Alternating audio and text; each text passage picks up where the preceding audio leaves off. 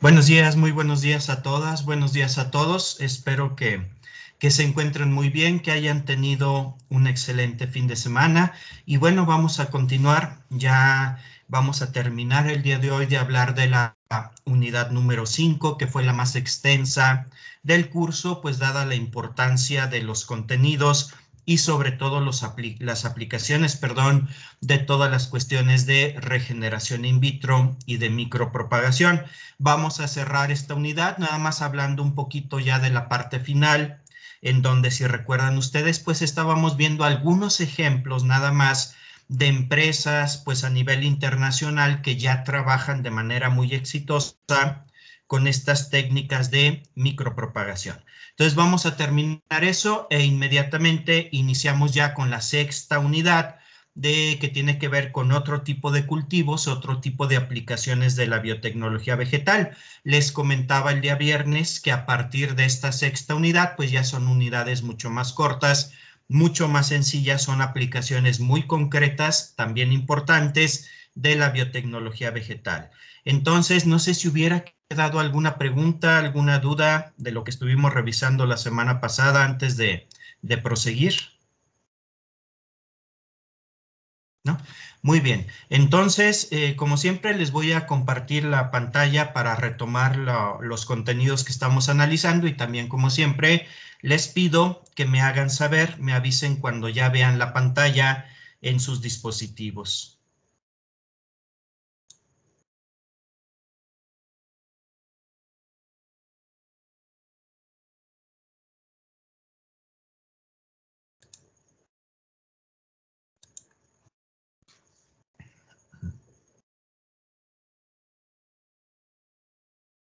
Listo, profe. Ya se ve. Listo, muchas Gracias. gracias. Bueno, este es el esquema general, nada más para recordar, es el esquema general de todas las etapas del proceso de micropropagación. Recordarán que estuvimos describiendo que se trata de un proceso complejo que conlleva 5 pasos o 5 etapas diferentes, ya bien características, que van desde la selección de la planta madre, es decir, el momento en que nosotros decidimos, escogemos qué tipo de planta vamos a producir, el establecimiento de los cultivos in vitro, que es algo que ya hemos trabajado en el laboratorio, donde viene toda la cuestión de seleccionar un tipo de desplante, desinfectar. Luego, ya que tenemos nuestros cultivos, pues viene la parte de la multiplicación, que aquí es donde, en esta parte, es donde vamos a tener la productividad de nuestro sistema, es donde vamos a hacer la regeneración in vitro y en donde nosotros vamos a determinar cuántas plantas vamos a ser capaces de producir de nuestra especie de interés. Aquí, si se acuerdan ustedes, pues siempre hemos hablado, hemos hecho énfasis en que la regeneración in vitro se puede hacer por una de 3 vías o de 3 caminos diferentes para hacerlo, dependiendo del tipo de planta, de la especie, del género, dependiendo de lo que nosotros queramos, de cuál sea nuestro objetivo, pues tendremos que trabajar o desarrollar un sistema de propagación por meristemos o bien sistemas más complejos como son la organogénesis o la embriogénesis somática, que ya vimos con detalle en esta unidad. La siguiente etapa ya es mucho más sencilla, ya lo que vamos a hacer es, si nosotros trabajamos con el sistema de meristemos o bien organogénesis, vamos a enraizar los brotes que obtuvimos, vamos a hacer que formen una raíz, que es lo que hemos estado haciendo, una de las cosas que hemos estado haciendo en el laboratorio en esta segunda parte. Y finalmente, una vez que nuestros brotes, nuestros propágulos ya tienen una raíz, vendrá la última etapa, que es el momento en que nosotros sacamos nuestras plantas del ambiente in vitro, ya para llevarlas, adaptarlas al medio externo. También ya vimos que es un proceso sencillo, pero se acuerdan, hay que tener paciencia. No es simplemente abrir los frascos y sembrar las plantas, tenemos que llevar a cabo un proceso gradual de adaptación para que nuestras plantas que se desarrollaron en un entorno biotecnológico in vitro se puedan adaptar y puedan sobrevivir en suelo, en condiciones ya normales. Este es pues el proceso completo de la micropropagación. No sé si quedaría ya vamos a cerrar con este tema. Si quedaría alguna duda sobre alguna de estas etapas, algo que no esté del todo claro. Muy bien. Y ya para cierre de esta unidad, si se acuerdan, vimos solamente algunos ejemplos que yo encontré en una búsqueda rápida en buscadores de Internet, pues de empresas que precisamente toman esta tecnología, esta biotecnología, pues como base de procesos productivos muy complejos. Por ejemplo, empresas que se dedican a la producción ya masiva de plantas de ornato, de esas plantas que nosotros normalmente compramos en los viveros para adornar la casa. Pues ya hay empresas en muchas regiones, en muchos lugares del mundo, pues que se dedican a producir masivamente algunas de estas especies ornamentales a partir de cultivos in vitro. Y aquí podemos ver pues cómo son algo de las instalaciones de esas empresas donde se lleva a cabo pues el trabajo de manera masiva.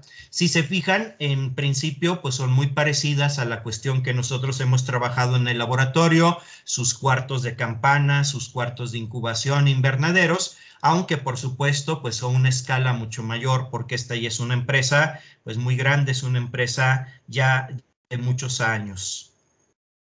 Otros ejemplos son esta otra empresa donde en este caso trabaja ya no con plantas de ornato, sino trabaja con árboles forestales y con plantas que se utilizan en plantaciones para producción, como por ejemplo piña. También es una empresa pues que ya lleva varios años trabajando de manera muy exitosa. Esta es una empresa mexicana que se dedica exclusivamente a la producción de stevia.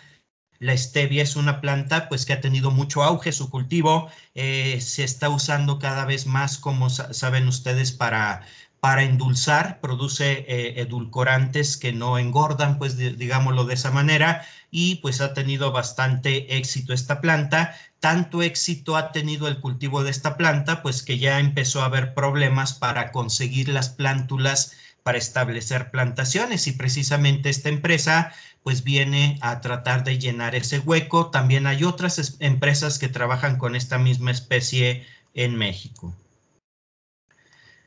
Esta es una empresa muy importante que está en Chiapas. Creo que recientemente ha cambiado un poquito en cuanto al nombre, pero la empresa sigue siendo la misma. Se dedica a la producción de agave, sobre todo. Curiosamente, la empresa está en Chiapas, pero suministra grandes cantidades de agave azul que llevan a Jalisco para la cuestión de la industria tequilera, y también trabaja con varios frutales, árboles de interés forestal, etcétera.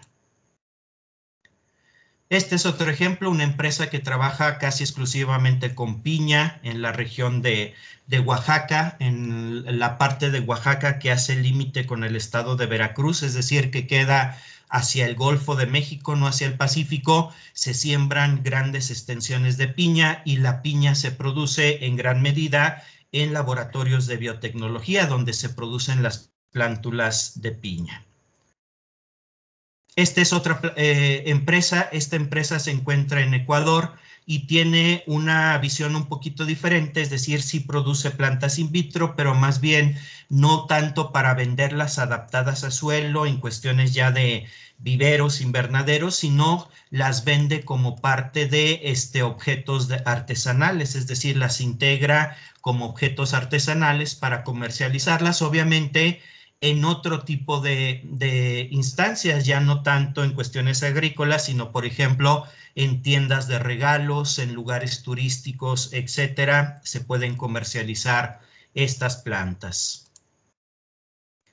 Y para terminar, lo que les comentaba que lo íbamos a platicar un poquito más porque es un ejemplo muy interesante que simplemente vimos superficialmente, perdón, la semana pasada, el viernes.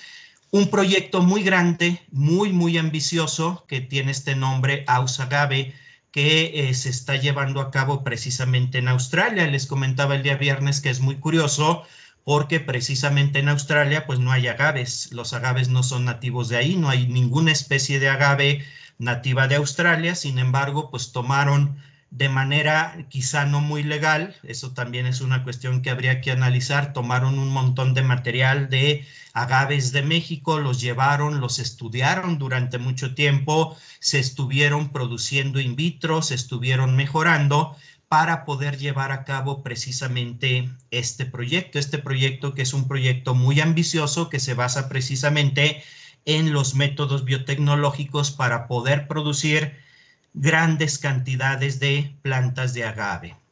Aquí viene, si se fijan aquí arriba vienen los datos de la página de este proyecto, por si gusta alguno de ustedes conocer un poquito más, porque es un ejemplo de lo que se puede hacer a nivel nacional en cuestiones del uso de la biotecnología.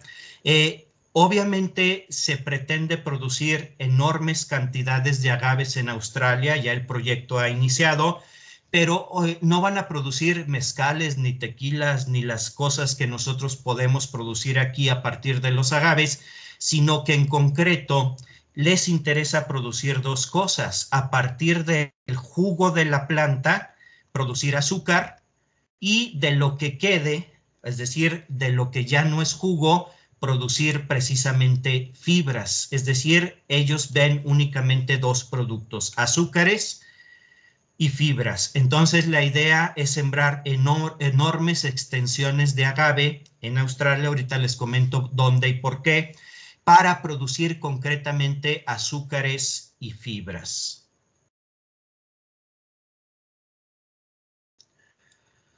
¿Cuál es la situación? Esto es muy interesante. ¿Qué es lo que pasa? ¿Por qué se desarrolló este proyecto en Australia? Bueno, resulta que en Australia hay todavía, se está cambiando, pero hay todavía enormes extensiones que están dedicadas al cultivo de la caña de azúcar.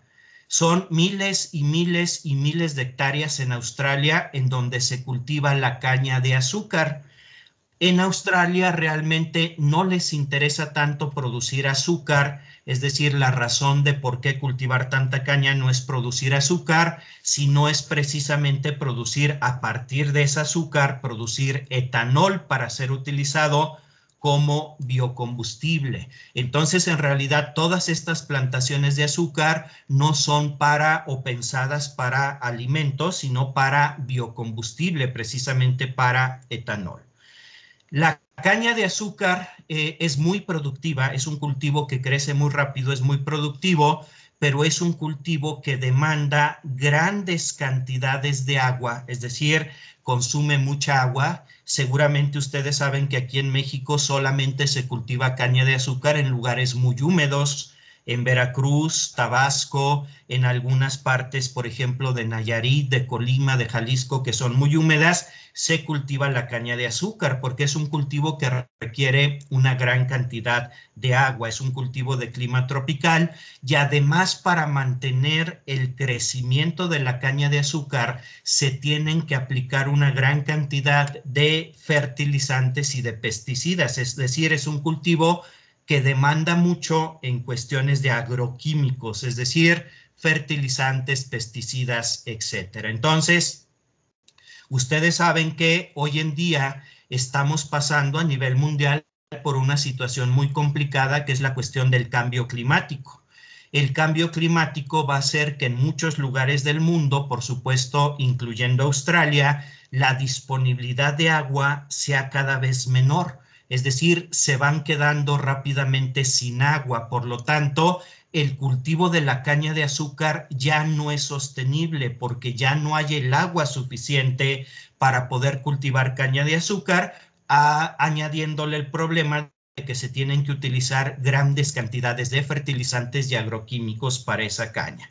¿Cuál es la propuesta de este proyecto? Pues es muy sencilla, sustituir toda esta caña de azúcar, que son miles o millones de hectáreas, por cultivos de agave precisamente producidos, generados in vitro.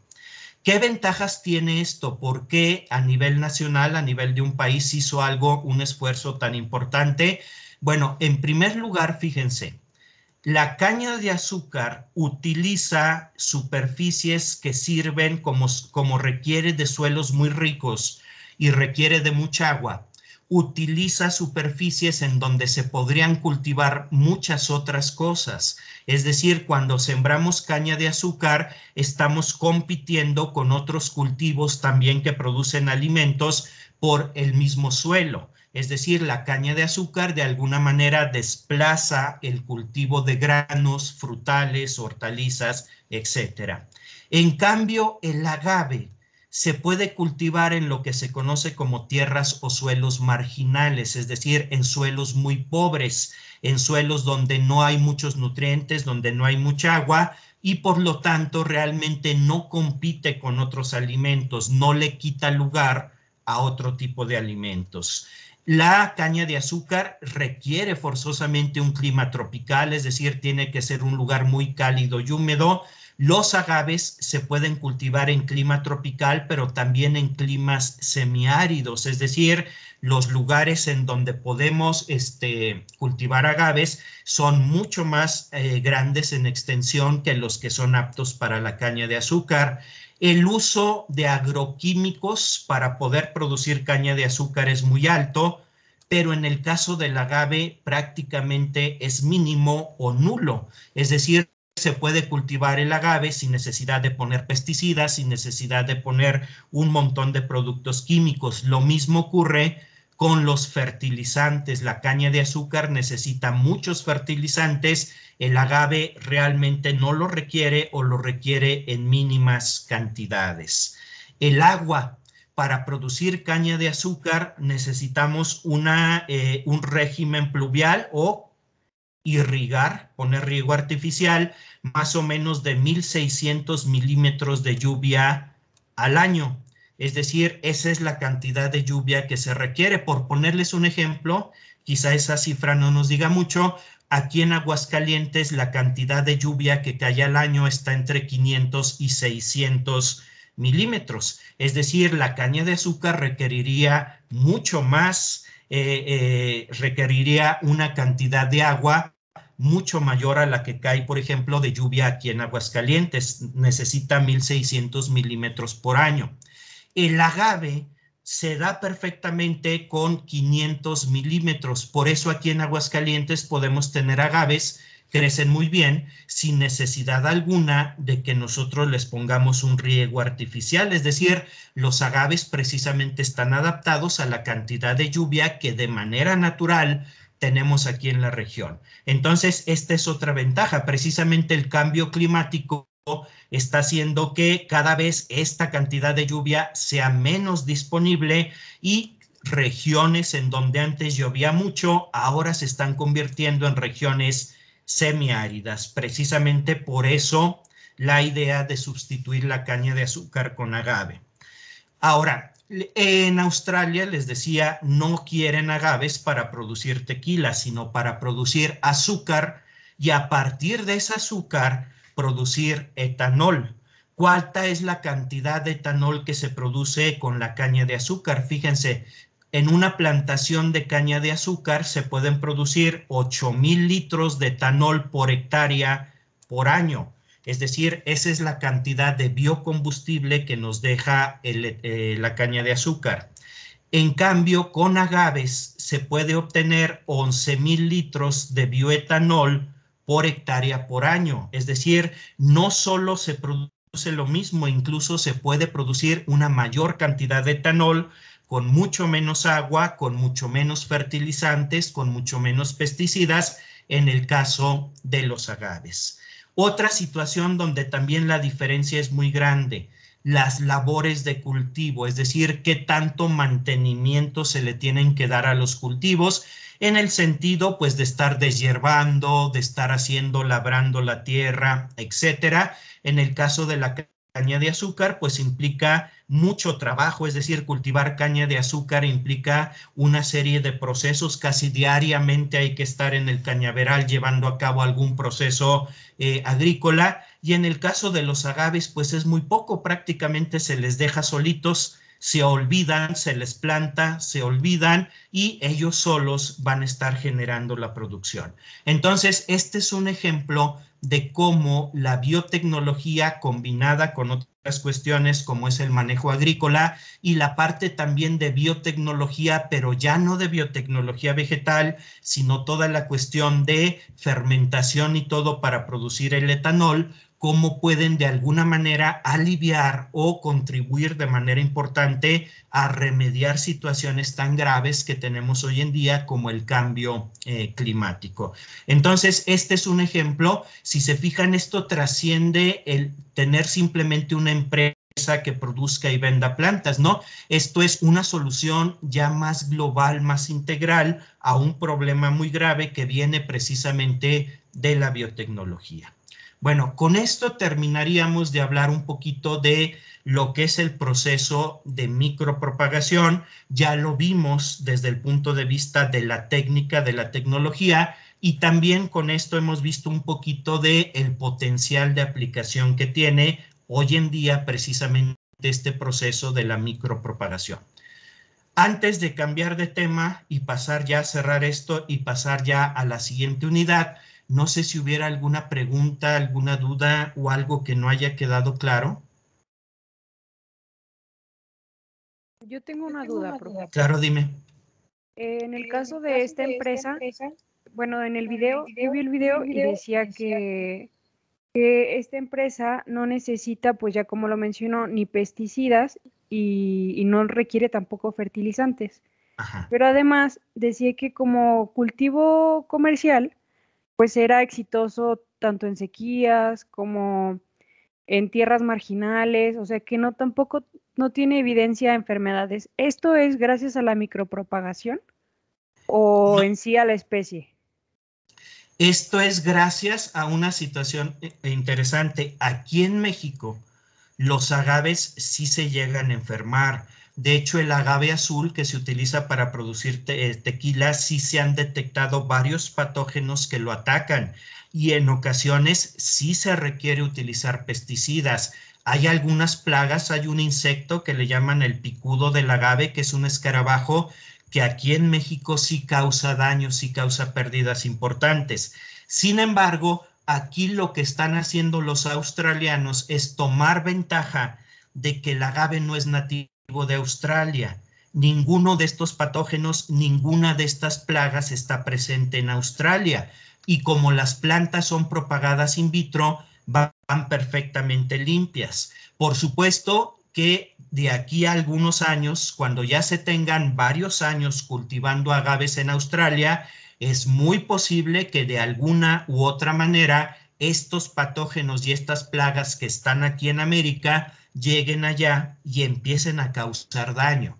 Esto no quiere decir entonces que los agaves sean inmunes, no, sí se enferman y de hecho en México incluso hay libros completos sobre enfermedades, plagas de los agaves, cómo se controlan, etcétera. Aquí la ventaja o de lo que están tomando ventaja es que todos estos organismos que afectan al agave no están presentes en Australia y como los agaves no se van a poner a partir de hijuelos que podrían estar contaminados si no son propagados in vitro, pues no va a ocurrir la presencia de estos organismos hasta que tarde o temprano por alguna razón empiecen a llegar a Australia y por supuesto que en ese momento sí va a haber problemas, pero ya por ejemplo podrían ellos tomar la experiencia de México en donde ya se tiene o ya se han desarrollado algunos métodos para controlar estas plagas y enfermedades. No sé si te queda claro.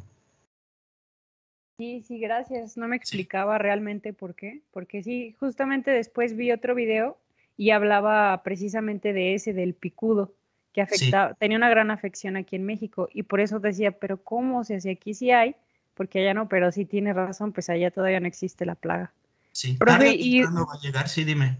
y utilizan realmente todo el agave porque tanto hacen como fibras, azúcar, hacen incluso alimentos, bioplásticos, etanol, o sea, hacen todo allá también. Sí, es que no es solo biotecnología vegetal. Ellos ya tienen una serie de desarrollos biotecnológicos en cuanto a cuestiones de alimento, en cuanto a cuestiones de fermentación, para obtener todo, o sea, sacarle ahora sí que todo el jugo posible al agave, desde la raíz hasta las hojas, todo lo que es azúcar soluble se va hacia fermentación, etanol, bioplásticos, etcétera. Y todo lo que queda de materia insoluble realmente es fibra. Entonces sí es un aprovechamiento completo, un aprovechamiento integral de toda la planta completa del agave. Aquí en México, por ejemplo, pues en ocasiones solamente se utiliza lo que es el corazón, la piña del agave para obtener bebidas, pero las hojas, las raíces, todo lo demás realmente se desperdicia, se desaprovecha. Aquí lo que se tiene es una visión de aprovechamiento integral de toda la planta. Sí, No sé muchas si gracias. Sí, profesor, ¿alguna otra gracias. pregunta? Muy bien. Entonces, si no hay más preguntas, cerramos esto y bueno, inmediatamente pasamos a platicar un poquito. Les comento, a partir de ahora, ya les he dicho, pues van a ser temas mucho más sencillos, van a ser unidades más cortitas. Todas ellas son aplicaciones de la biotecnología vegetal, quizá en este momento no tan importantes como lo que acabamos de ver, pero sí es que se están desarrollando y que tienen aplicaciones también muy interesantes. El primero de esos temas que vamos a ver es otro tipo de cultivo, ya no un cultivo de tejidos o de células con la finalidad de regenerar plantas, sino lo que se conoce como el cultivo de células en suspensión. ¿Qué es un cultivo de células en suspensión? Bueno, no es más que cultivar células vegetales, ya no tejidos, sino células en un medio líquido y tratándolas como si fueran microorganismos. Seguramente ustedes han visto cultivos de hongos, por ejemplo, de levaduras, de bacterias en un medio líquido, en un matraz que tiene medio de cultivo. Inoculamos con algún hongo, con alguna levadura, con alguna bacteria, se agita el medio de cultivo para que se oxigene y ahí se desarrollan grandes cantidades pues de lo que hayamos puesto, de la bacteria, de la levadura, del hongo. Los cultivos en suspensión es hacer exactamente lo mismo pero con células vegetales, es decir, cultivar células vegetales ya no pensando en tener una regeneración, en tener órganos, en tener brotes, sino cultivando a las células como si fueran microorganismos. Aquí vemos una imagen obviamente aumentada en el microscopio de un cultivo en suspensión. En este caso son células que estuvimos trabajando en algún momento de acacia de huizache, que es un arbolito aquí de las zonas áridas, y podemos ver que en un medio líquido todo lo que se ve de color blanco, pues en realidad no es que esté vacío, es un medio de cultivo, y en ese medio de cultivo literalmente están nadando las células vegetales. Incluso si se fijan en esta especie en particular, ya cuando las células son maduras, toman una forma muy alargada, pero bueno, son células vegetales. Ahí no solo están vivas las células vegetales, sino se están multiplicando. Si se fijan en algunos lugares, vemos, aquí se ve claramente, por ejemplo, una célula que se está dividiendo, es decir, las células se están multiplicando, se están desarrollando, pero no están formando tejidos, no están formando órganos, es decir, están libres, no disueltas, perdón, sino suspendidas en un medio de cultivo que les está aportando todo. Esto es un cultivo de células en suspensión. ¿Cómo se obtiene un cultivo de células en suspensión? Bueno, es realmente sencillo hacerlo. Se puede obtener a partir de un explante. Por ejemplo, aquí tenemos una plantita cultivada in vitro. Se sembraron semillas desinfectadas, como ustedes ya lo han hecho, ya lo saben hacer. Se obtuvieron plantulitas. Las plantulitas se obtuvieron segmentos de tallo a partir de esas plantulitas, es decir, se cortaron pedacitos de tallo, se colocaron en un medio de cultivo propicio para la generación de tejido calloso. Ustedes ya saben que eso significa que es un medio rico en nutrientes y que está adicionado con auxinas y con citocininas. Lo que se obtiene es tejido calloso. Aquí vemos cómo se obtiene tejido calloso. Luego, ya que se tiene el tejido calloso bien desarrollado, como por ejemplo algunos que tenemos de los que han estado observando allí en el laboratorio, una vez que se tiene el tejido calloso ya bien desarrollado, lo que se hace es transferirlo a un medio de cultivo líquido. Y ese medio de cultivo líquido mantenerlo en agitación en una de estas plataformas que han visto todos allí en el cuarto de incubación, esta plataforma que siempre se está moviendo. Bueno, ahí se coloca el medio. ¿Qué va a pasar? Fíjense bien, el tejido calloso, para que esto funcione, tiene que ser un tejido calloso que sea friable. Si se acuerdan ustedes, cuando analizábamos ese tema, friable quiere decir que se disgregue, que se desbarate fácilmente, es decir, que las células se despeguen fácilmente unas con otras, como si fuera una de estas, les decía en esa ocasión, como si fuera una de estas galletas que les llamamos polvorones, que cuando las mordemos se nos desbaratan todas. Bueno, eso sería el equivalente a un tejido calloso friable, es decir, que se disgregue fácilmente. Si lo colocamos en un medio líquido y además agitamos el medio líquido, ese tejido calloso se va a ir desbaratando. Pero eso no significa que las células se vayan muriendo, ¿no? Simplemente las células se van a ir separando, se van a independizar del tejido, se van a separar, pero van a continuar, como lo vemos aquí, dividiéndose, desarrollándose, para formarnos lo que vemos aquí, que ya es un cultivo en suspensión. Lo que vemos de color amarillo, pues significa que ya hay grandes cantidades de células vegetales que están aquí desarrollándose, multiplicándose. Si nosotros tomamos, este no es el mismo, este yo lo tomé de un artículo y esta fotografía la tomamos en el laboratorio, pero si nosotros tomáramos una muestra de aquí, la lleváramos al microscopio, seguramente veríamos algo muy similar, veríamos grandes cantidades de células desarrollándose, pero ya sin formar tejidos, sino desarrollándose en una suspensión. Esto es un cultivo de células en suspensión. No sé si queda claro, si hubiera alguna pregunta.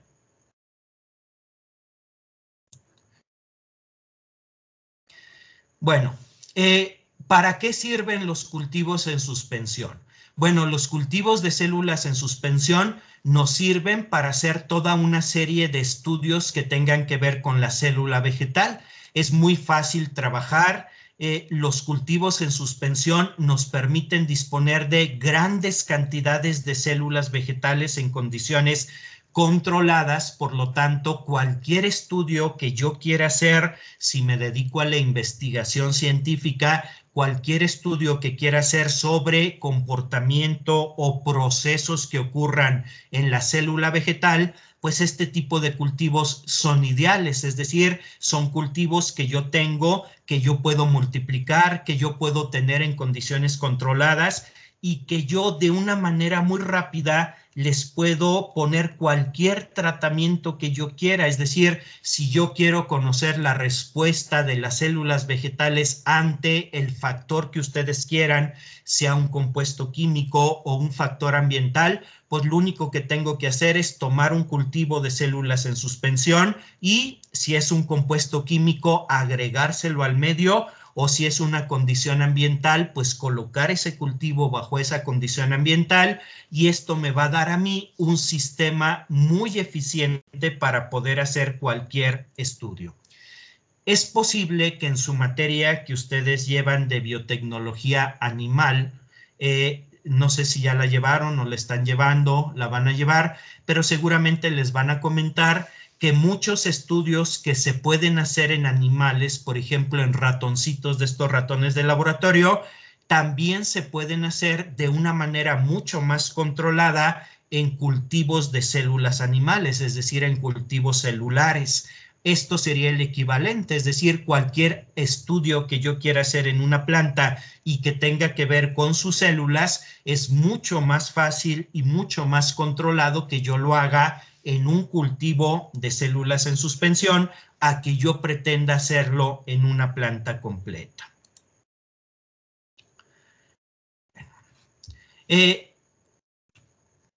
También yo puedo utilizar estos cultivos en suspensión para hacer embriogénesis somática. ¿Se acuerdan ustedes que la embriogénesis somática indirecta viene a partir de tejido calloso? Y el cultivo de células en suspensión realmente también se obtiene de tejido calloso. Por lo tanto, si mi tejido calloso es embriogénico, es decir, tiene la capacidad de producir embriones somáticos, yo los podría estar produciendo ya no en medios semisólidos, sino en una suspensión. Y en un cultivo en suspensión, pues yo tengo la gran ventaja de que lo puedo escalar. Es decir, lo puedo llevar a grandes volúmenes. Es decir, en lugar de un frasquito con 50 mililitros de medio, yo puedo desarrollar mis embriones en un bioreactor con 5 litros, con 10 litros, con 15 litros, con 500 litros de medio de cultivos, según mi desarrollo biotecnológico. Entonces, el uso de medios líquidos, el uso de suspensiones me da esa gran ventaja de poder fácilmente escalar mis cultivos. Escalar, acuérdense, quiere decir llevarlos a escalas, a magnitudes cada vez mayores. Sería imposible, bueno, sumamente complicado, que yo pudiera tener un frasco grandototote con 5 litros de medio semisólido y inocular ahí mi tejido calloso. Sería muy, muy complicado hacerlo, pero si yo trabajo en un sistema en suspensión con un medio líquido, los medios líquidos sí me permiten escalar prácticamente al volumen que yo quiera. Entonces, esta es otra gran ventaja de los cultivos en suspensión. Los cultivos en suspensión, les decía, en teoría, los podemos obtener de cualquier tipo de explante, es decir, podemos sembrar cualquier tejido en medio líquido y nos podría generar una suspensión, pero en realidad es mucho más rápido, mucho más fácil obtener estas suspensiones si yo lo que siembro es tejido calloso.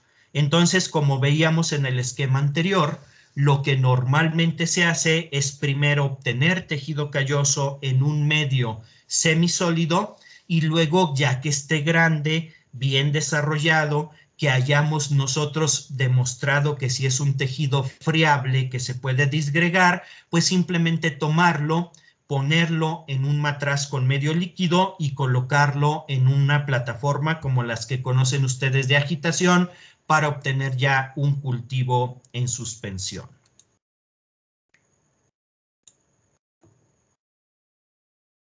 Bueno, ¿qué características o qué otras situaciones debemos de pensar en la cuestión de los cultivos en suspensión?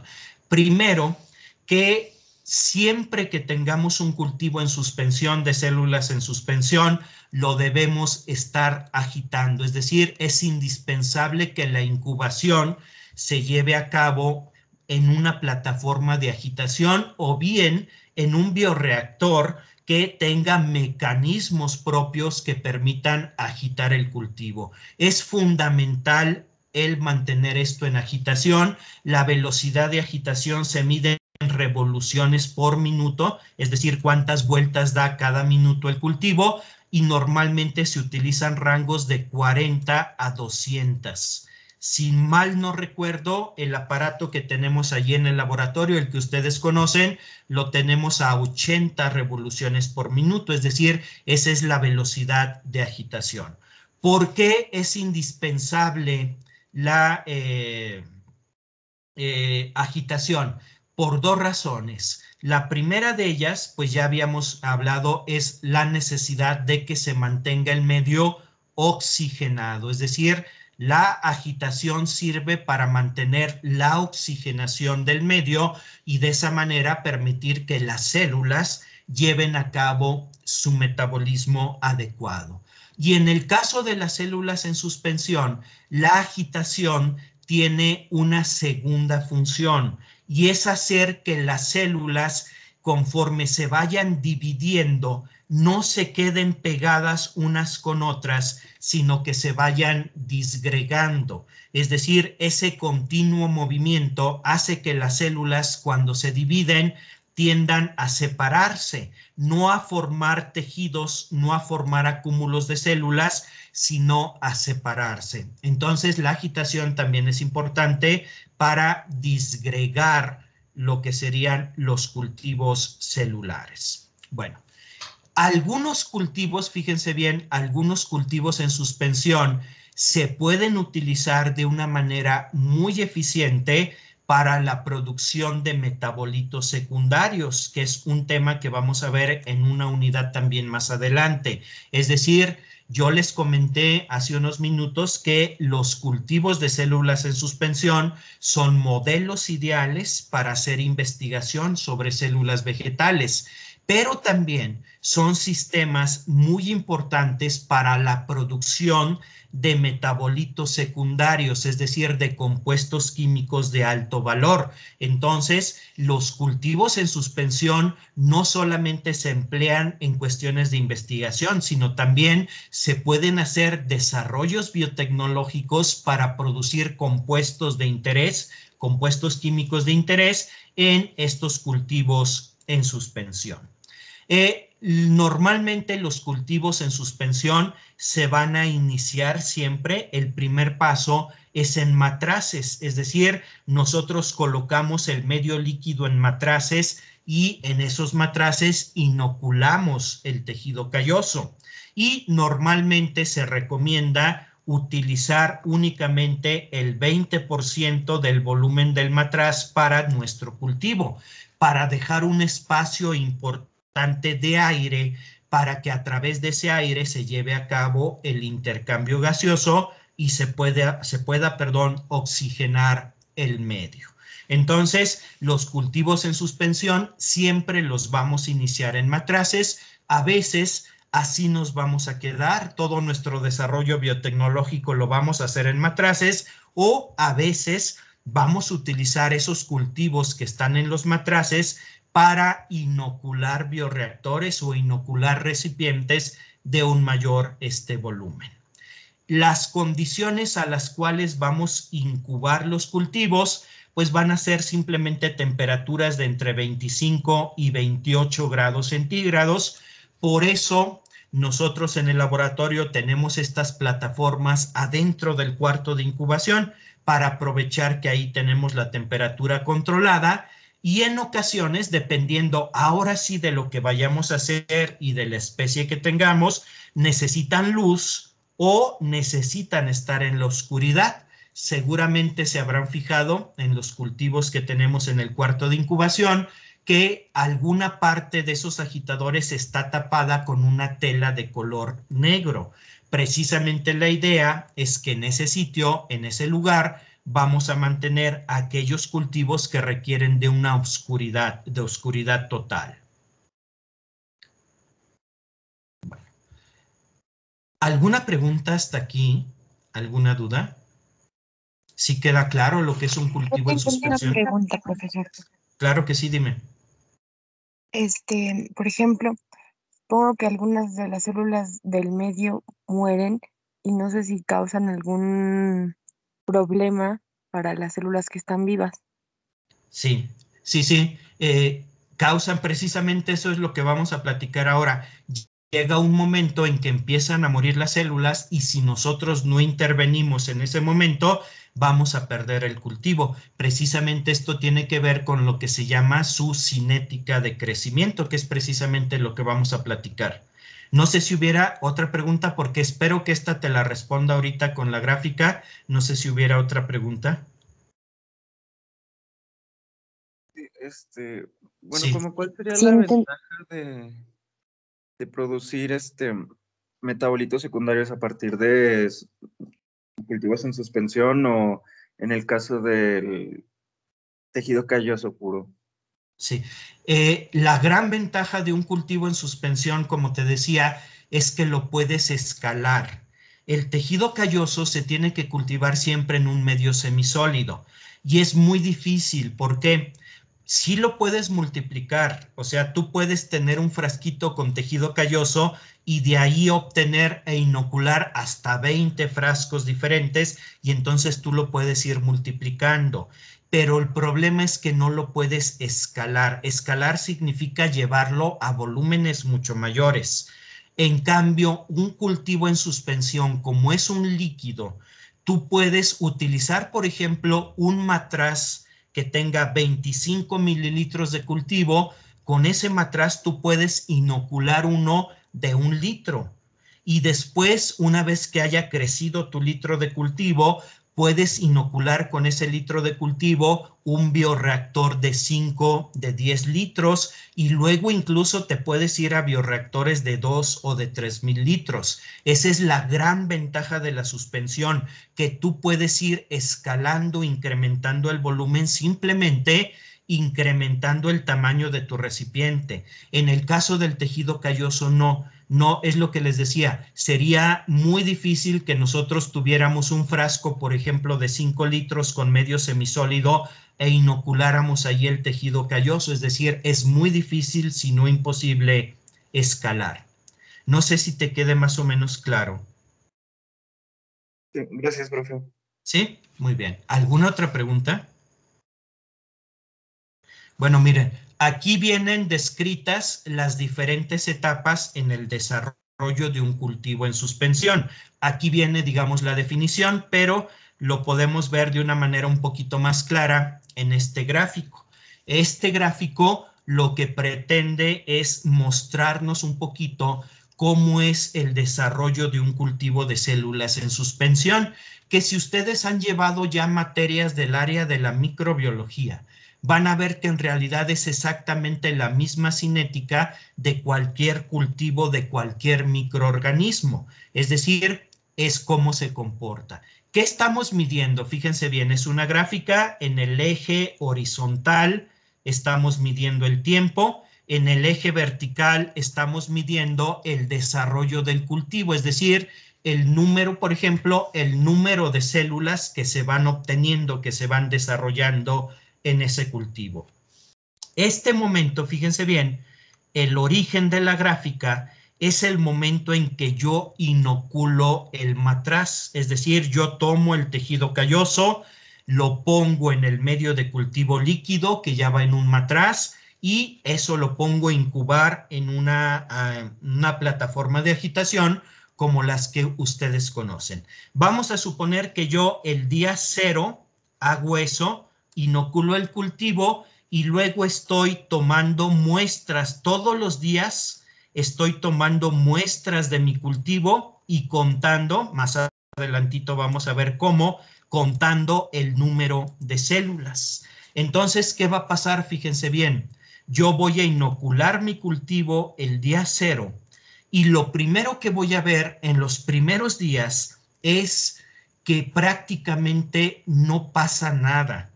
Pareciera como si yo hubiera fracasado en mi cultivo, porque yo no voy a ver que las células se estén desarrollando. Aparentemente no voy a obtener una buena respuesta, es decir, al principio no voy a ver nada. Eso se conoce como una fase lag. Esa fase lag es una fase de adaptación. Las células no se están multiplicando porque apenas se están adaptando a las nuevas condiciones, al medio líquido, a la agitación, a la disponibilidad de nutrientes, que es diferente porque en un medio semisólido los nutrientes solamente entran por la parte del esplante que está en contacto con el medio. Aquí los nutrientes están entrando por todos lados, es decir, es un cambio y las células se tienen que adaptar a ese cambio. Poco a poco voy a ver que empieza a haber ya una leve multiplicación celular, es decir, lentamente voy a ir detectando ya las primeras multiplicaciones celulares. Y de repente, fíjense bien, de un día para otro, después de no ver casi resultados, voy a ver una aceleración muy grande en la tasa de multiplicación. Eso es lo que se llama fase log o fase logarítmica de aceleración. Es decir, los primeros días no pasa nada y luego de repente todo lo que yo no había visto antes de división celular lo voy a ver rapidísimo. Es decir, voy a ver una fase de aceleración. En este momento ya las células se adaptaron y van a aprovechar las grandes ventajas de este sistema de cultivo, que es disponer de grandes cantidades de nutrientes que están entrando por todas partes de la célula y van a acelerar notablemente su tasa de multiplicación. Va a llegar el momento en que esa velocidad de multiplicación ya no va a acelerar, sino se va a mantener en lo que se llama en una fase lineal. Es decir, es como cuando nosotros arrancamos un coche y para poder agarrar velocidad pisamos rápidamente el acelerador, entonces vamos acelerando muy rápido, pero ya al que llegamos a la velocidad que queremos, ya no seguimos acelerando, ya soltamos un poquito el acelerador simplemente para mantener la velocidad que nosotros queremos tener. En este caso, esta sería la fase de aceleración, y una vez que se llega a una cierta velocidad de multiplicación de las células, esa velocidad se va a mantener en lo que se conoce como la fase lineal. En esta fase lineal estamos viendo de una manera predecible cómo día tras día se van multiplicando las células. Entonces, esta sería la fase lineal. ¿Qué va a pasar? Fíjense bien, después de tanto multiplicarse las células, y ahora sí espero contestar la pregunta que me hicieron hace unos minutos, después de multiplicarse las células tan rápido, se va a empezar a agotar el medio de cultivo. Es decir, algunos nutrientes del medio de cultivo van a empezar a escasear y vamos a tener ahora una fase de desaceleración. Lo contrario es como cuando nosotros en el coche ahora lo que queremos es detenernos, pues no frenamos de golpe, sino primero desaceleramos, bajamos la velocidad y lo mismo ocurre aquí. Hay una fase de desaceleración hasta que se detiene. Si se fijan aquí, una recta horizontal significa que ya no hay división celular. En este momento se detiene la división celular. ¿Por qué? Porque el medio ya se agotó, ya no tiene nutrientes. ¿Qué es lo que sigue? Ahora sí, contestando la pregunta, lo que sigue es que cuando se agoten totalmente los nutrientes, las células van a empezar a morir, van a empezar a liberar desechos tóxicos que a su vez van a acelerar la muerte de las demás células, y en este momento lo que vamos a ver es que nuestro cultivo se va a perder completamente, es decir, las células que teníamos se van a empezar a deshacer, se van a empezar a alisar y ya no vamos a tener manifestaciones de vida ahí, es decir, el cultivo en este momento ya está completamente muerto. Entonces, estas son las fases de desarrollo de esta fase, perdón, se llama fase estacionaria. La fase estacionaria es esta recta cuando ya no veo desarrollo, ya no veo multiplicación celular, y luego esta fase pues sería ya el declive del cultivo, es decir, cuando ya las células se van a morir y se van a alisar.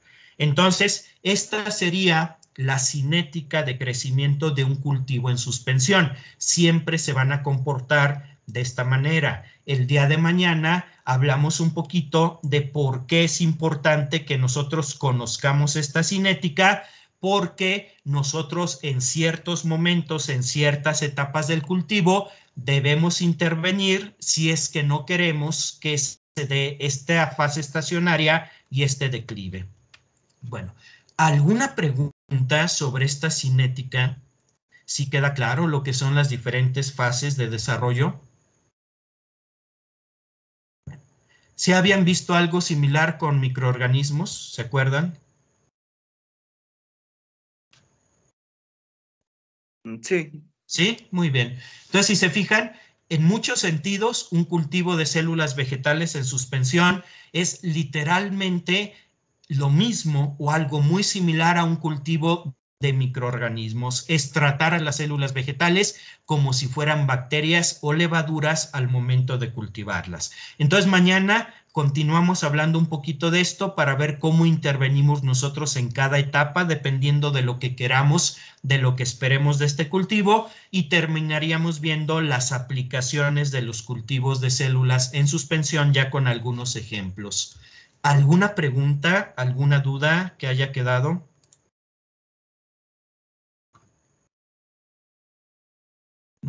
Muy bien, entonces si no hay preguntas, si no hay dudas, bueno, entonces mañana continuamos con el tema por si hubiera quedado alguna duda o le surja un momento después. Entonces terminamos con esto por el día de hoy. Les agradezco como siempre su presencia y nos vemos para seguir con este mismo tema de las células en suspensión el día de mañana. Entonces que tengan un excelente día y nos vemos en esta misma plataforma el día de mañana.